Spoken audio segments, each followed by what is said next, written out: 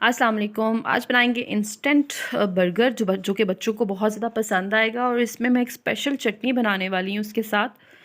तो सबसे पहले लिया है मैंने पुदीना, थोड़ा सा धनिया, एक मुट्ठी पुदीना, एक मुट्ठी धनिया और सब्ज़ मिर्च हस्ब ज़ायक़ा। तो ये स्पेशल चटनी बनाने के लिए मैं पुदीना, धनिया और सब्ज़ मिर्च को अंदर डालूँगी। और इसके साथ इसमें थोड़ा सा नमक जाएगा। और इसमें एक स्पेशल चीज़ यूज़ होगी, गुड़। ये चटनी जो है खट्टी मीठी बहुत मज़े की बनेगी। इसे अच्छे से ग्राइंड कर लेना है और एक तरफ रख लेना है। आलू को मैंने बॉईल कर लिया है, इसे अच्छी तरह से मैं पीस लूँगी। और इसमें डालने हैं मसाले, लाल कुटी मिर्च, गरम मसाला, पिसी मिर्च, धनिया पाउडर, नमक, थोड़ा सा सिरका।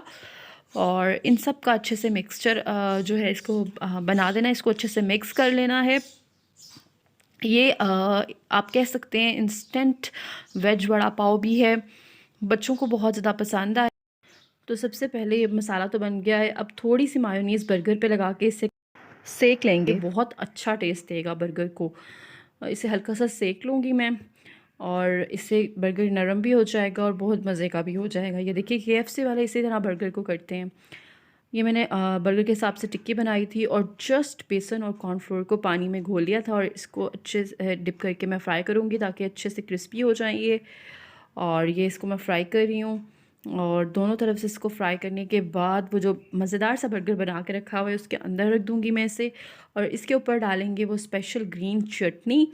तो ये बच्चों को बहुत ज़्यादा पसंद आएगा, मेरे घर में काफ़ी खाया जाता है। तो आप भी ज़रूर ट्राई कीजिएगा ये वाला वेज बर्गर। अल्लाह हाफ़िज़।